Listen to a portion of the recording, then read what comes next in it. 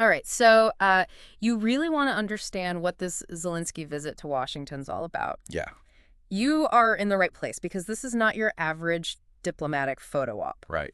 This is about Ukraine's survival, the global balance of power, Absolutely. and some really fascinating stuff happening behind the scenes. Yeah, the decisions made in these meetings, could reshape the world for years to come.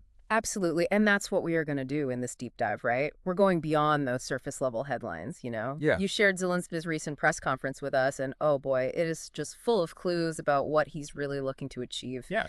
with this visit. I mean, he's talking about billions in potential aid, but flat out refuses to call it debt. Right.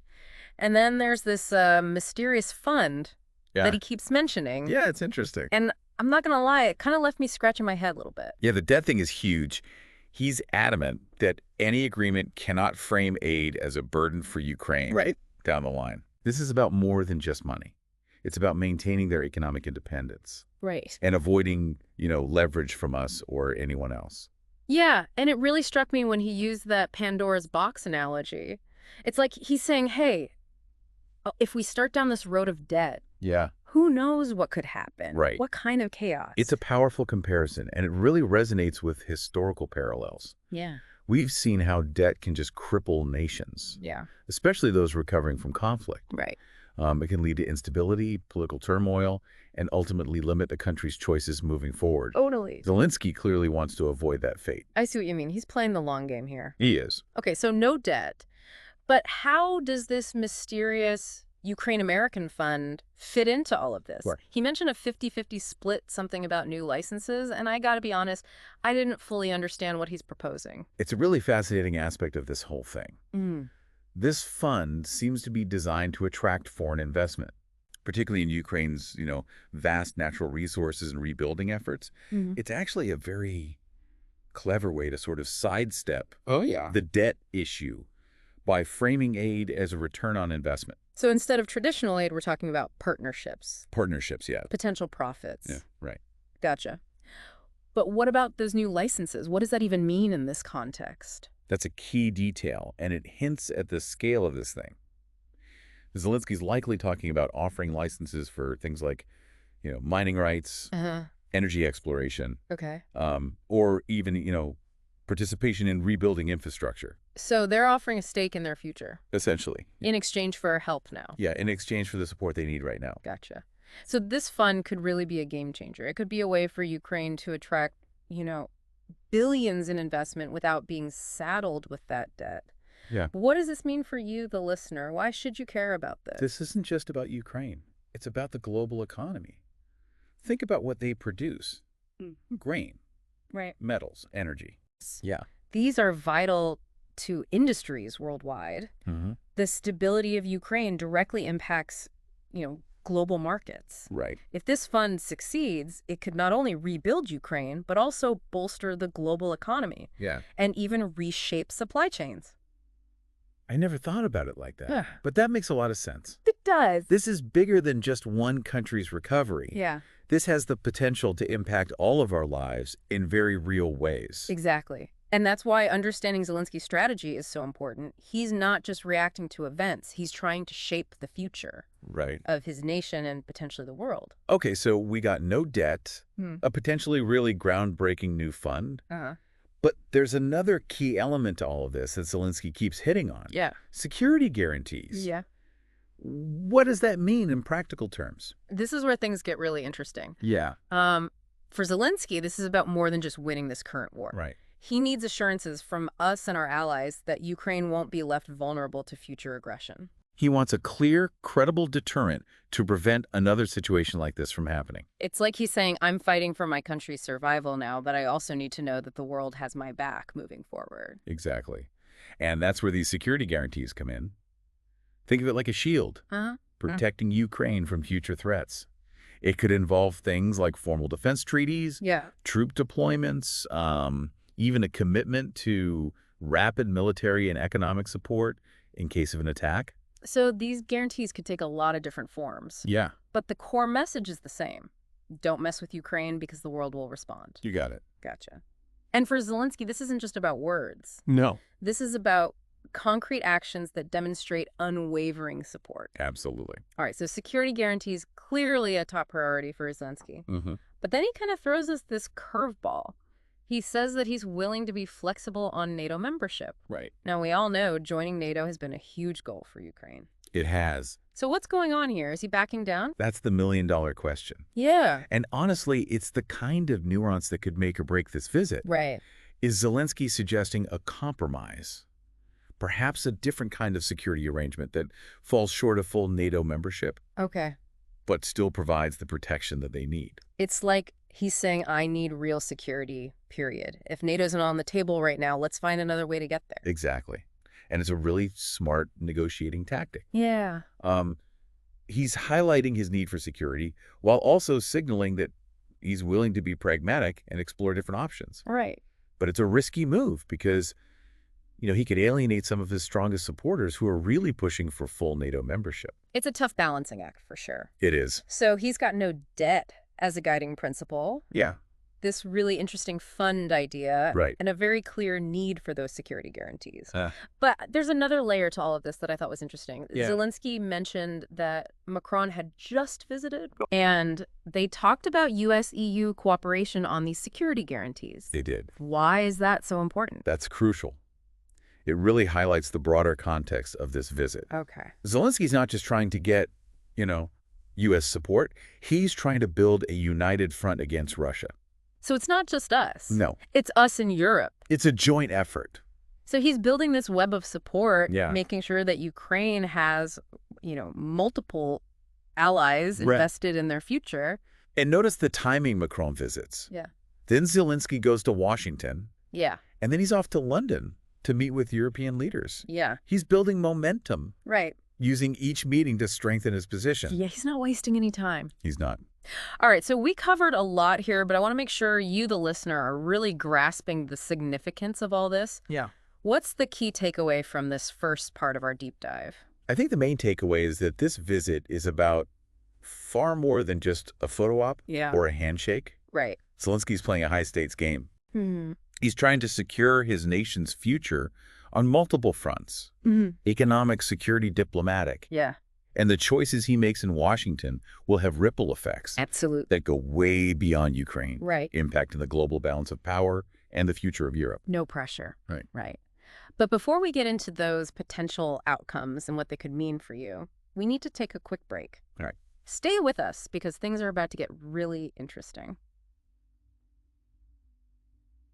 Okay, we are back, and I don't know about you, but I am feeling the weight of this whole situation. Yeah. We're talking about, a nation's fate hanging in the balance, so tense. a global power struggle, and honestly, some really clever maneuvering by Zelensky. He's not sitting back waiting for things to happen.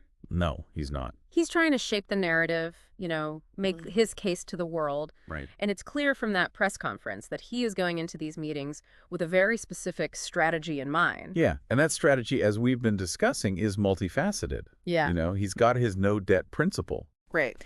This fascinating proposal for the Ukraine-American Fund. Wow. And this unwavering focus on security guarantees. Mm-hmm. But what I find really interesting is how he's playing the U.S. and Europe off each other. Yeah. Almost like some kind of diplomatic chess game. Great analogy. Yeah. And you can see it in how he's structuring these meetings. Mm. First, Macron visits Kyiv. Right. Then Zelensky goes to Washington. Yeah. And then he's off to London to meet with European leaders. Right. He's clearly trying to build momentum, securing commitments from one player to strengthen his hand with the next. So help me understand this. Why is it so crucial for Zelensky to get the U.S. firmly on board before he heads to London? It gives him leverage. Yeah. Think about it. The U.S. is the leader of NATO. Right. They've got the most military might, economic might. Right. If you can get a strong public commitment from Washington, it sends a really powerful message to the rest of Europe. Like, we are all in. Exactly. Like, look, the U.S. is all in on this. You need to be too. So it's not just about the support we provide. It's about the signal that it sends. It's a signal to other potential allies. Right. It's about creating this sense of inevitability. Yeah. Like, hey, this train has left the station. It's happening. You better get on board. Exactly. And that's what makes his strategy so clever. Right. He's not just asking for help. He's trying to reshape the geopolitical landscape. using every move to kind of increase pressure on his allies and ultimately on Putin. But if he's playing this game so well, why is there all this frustration? Yeah. You know, I mean, he seemed genuinely annoyed at times in that press conference, especially when he was talking about, the U.S. response so far. Put yourself in his shoes. Yeah. I mean, he's leading a nation that is under siege, Right. facing this full-scale invasion, Yeah. humanitarian crisis, Uh-huh. and the threat of, things getting even worse. Yeah. He needs more than just, vague promises or expressions of support. Yeah. He needs action, and he needs it now. So it's not that he's not grateful for the aid that we've already provided. No, not at all. It's that he's operating on a totally different timeline. Completely different timeline. He's dealing with an existential threat. Right. And, the U.S. political machine moves very slowly. You nailed it. Mm-hmm. He doesn't have the luxury of waiting for committees to meet, Yeah. for reports to be written, for Yeah. public opinion to shift. Right. He needs weapons, he needs money, Yeah. and he needs a clear, unambiguous commitment from the U.S. that we've got his back. And without that guarantee, he is in a very precarious position. Incredibly precarious. And that vulnerability really comes through when he talks about the possibility of a ceasefire. Yeah. He's basically saying, look, we can't just lay down our arms Right. and trust that Russia won't come back. He's learned from history. He has, that's for sure. Okay, so those security guarantees are the non-negotiable. Yeah. That's the must-have for Zelensky. The bottom line. But what about the other elements? What might he be willing to concede on to get those guarantees? That's what makes this whole thing so interesting for you, the listener. Yeah? Remember that seemingly casual statement he made about being flexible on NATO? Yeah. That's huge. Right. It suggests that he might be willing to consider, alternative security arrangements. Okay. Maybe something that's not full NATO membership, but is still strong enough to deter Russia. So maybe a formal defense pact with the U.S.? Maybe. Or a regional security alliance involving key European powers? Would be. Something with real teeth, but doesn't cross that NATO expansion red line that Putin is so fixated on. Exactly. And that's where things get tricky. Because while that kind of deal might, appease Putin in the short term, Right. it could also alienate some of Ukraine's strongest supporters within NATO. The ones that are pushing for full membership. Exactly. It's a high-wire act. It is. And one wrong step could send the whole thing crashing down. For sure. And then there's the economic side of things. How will this Ukraine-American fund actually work? Yeah. What strings might be attached to that investment? Right. And what about those frozen Russian assets? Oh, yeah. Zelensky has talked about using those to rebuild, He has. but that's a whole other can of worms, isn't it? It is. Yeah. And this is where we see potential for real tension and disagreement. Right. Zelensky's adamant about avoiding debt, Yeah. but he also needs to be realistic about, the terms of any kind of investment deal. Right. Will he be forced to make concessions on access to, Ukrainian resources Right. or on how those funds are spent? Yeah. And the frozen Russian assets are a legal and diplomatic minefield. Yeah. The U.S. and his allies are treading very carefully on that issue. Right. And any move to seize those assets could have a lot of unintended consequences. He needs that money. He does. But he also needs to protect Ukraine's, economic independence. Economic sovereignty, yeah. And avoid setting any dangerous precedents. Yeah. And then on top of all of that, we can't forget about the domestic political pressure that both of these leaders are facing. Oh, yeah, that's huge. Biden has to deal with a war-weary public For sure. and a divided Congress. Right. Zelensky needs to show his people that he's getting results from this trip. Absolutely. He's got to show them something. So no matter how you slice it, Yeah. this meeting is going to have huge ramifications, Big time. both domestically and internationally. It's a pressure cooker about to explode. That's a great way to put it. Yeah. And here's something for you, the listener, to consider. While we're focusing on Zelensky and Biden, Yeah. there's a third player in this game, There is. lurking in the shadows. Bing bong. Putin. How will he react to Zelensky's visit, Yeah. to any agreements that they might reach? Right. Will he see it as a provocation? Possibly. Will he escalate the conflict? Who knows? Those are the questions that keep me up at night. I hear you. But before we go down that rabbit hole, I Yeah. think it's important to take a step back. Yeah. And really appreciate what we've learned so far. Right. What are the key insights you want our listeners to walk away with from this deep dive? Okay, I think the main thing to understand is that this visit is about way more than just money or military aid. Right. This is about security, Yes. diplomacy, and the future of Ukraine on the world stage. Right. Zelensky's a skilled player in this high-stakes game, but he is facing a ton of pressure Yeah. and navigating this very complex landscape. Totally. And the outcome of this meeting could have ripple effects that extend far beyond Ukraine, Right. impacting the global balance of power and the relationship between the U.S. and Russia. Yeah, this is truly a pivotal moment in history. It is. And we are watching it unfold In real time. in real time. Yeah. And as we wait to see what happens, I think it's important to remember that every decision, every statement, every gesture Oh, yeah. carries enormous weight. Oh, yeah. The stakes are incredibly high, not just for Ukraine. Right. But for the entire world. And speaking of those potential outcomes, let's kind of shift gears now and delve into what those might look like. Yeah. Because trust me, the possibilities are both fascinating and terrifying. Okay, so we've really gotten into Zelensky's head, his motivations, his strategy, the super complex situation he's dealing with. But the million-dollar question, maybe the billion-dollar question, Right. given all the money we're talking about, Yeah. what happens after this meeting? What are the possible outcomes? That's what everyone wants to know. Okay. And you're right, the money is a huge part of it. Yeah. But it's all tied up with the security stuff, too. Okay. Let's start with what would be like a total win for Zelensky. Okay. He gets those ironclad security guarantees. Okay, so not necessarily full NATO membership. Right. Which we know is complicated. It's a tough one. But something that tells Putin, don't even think about it. Exactly. Don't mess with Ukraine again, Yeah. or there will be serious consequences. So what would that look like? Imagine, a formal defense pact with the U.S. Okay. or some kind of rock-solid agreement with major European powers. Uh-huh. That would be huge. Yeah. It would protect them from future attacks. Right. And let them really focus on rebuilding. And of course, on top of that security, he wants more military aid. Oh, yeah. More financial aid. Absolutely. They need all the help they can get. They need weapons. They need economic assistance. Yeah. Humanitarian support. The whole thing. Yeah. And that's where this fund could be so important. Right.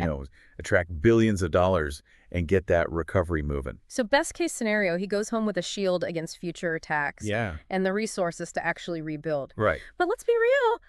There are some potential problems here, too. There are. Things could go wrong. And this is where things get really interesting for you, the listener. Okay. Because the impact goes way beyond Ukraine. What if the U.S. doesn't give him those security guarantees? Right. What if some European countries back out? Because they're scared of Putin. Exactly. And then Zelensky goes home empty-handed. Having risked everything for nothing. That would be devastating. It would be a huge blow for Ukraine. Yeah. And for the whole idea of deterring Russia. Right. It would basically tell Putin, yeah, go ahead. Yeah, it would embolden him. Yeah. Make future conflicts more likely. So, yeah, failure to agree on those security guarantees would be bad news for everyone. Yeah, bad for the whole world. What about the money stuff? Are there potential problems there? Oh, yeah. Even if they do agree on security, there could be issues with the economics. Like what? Think about that Ukraine-American fund. How much money will they actually invest? Yeah. What will the conditions be? Right. Will Zelensky have to give up some control over resources? Yeah. Or how the money's spent? He needs that money. He does. But he can't, completely give up Ukraine's economic independence. Exactly. And then you've got those frozen Russian assets. Right. If he pushes too hard on using those, it could be a real mess for the U.S. and its allies. Yeah. So even if they do agree on security, there's still all this economic stuff to figure out. And don't forget the politics. Right. Biden has to think about the American people. Yeah. And Congress Zelensky has to show his people that he's getting results. Right. So this meeting is going to have a huge impact. Yeah, no matter what happens. No matter what. And then there's Putin. How's he going to react to all of this? That's the big unknown. Will he see this as a threat? Yeah. Will he escalate the conflict? It's impossible to know for sure. It is. But one thing is clear. This meeting could change the world. It could. So as we wrap up here, what are the key takeaways for our listeners? I want you to remember this. This isn't just about Ukraine. Right. This is about the future of global security. Yeah. The balance of power and the idea of democracy itself. Right. The decisions made in the next few days could really determine the future. It's a lot to think about. It is. But I think you've done a great job, breaking it down, helping us all understand what's really going on here. I appreciate that. So as we end this deep dive, here's one last thing for you to consider. Given everything at stake, Yeah. all the pressure and the risks, What will Zelensky be willing to give up to save his country? And what will the world have to pay if it's not enough? It's a question we'll all have to grapple with. Absolutely. And on that note, thanks for joining us for this deep dive. We'll be back soon to tackle the next big story.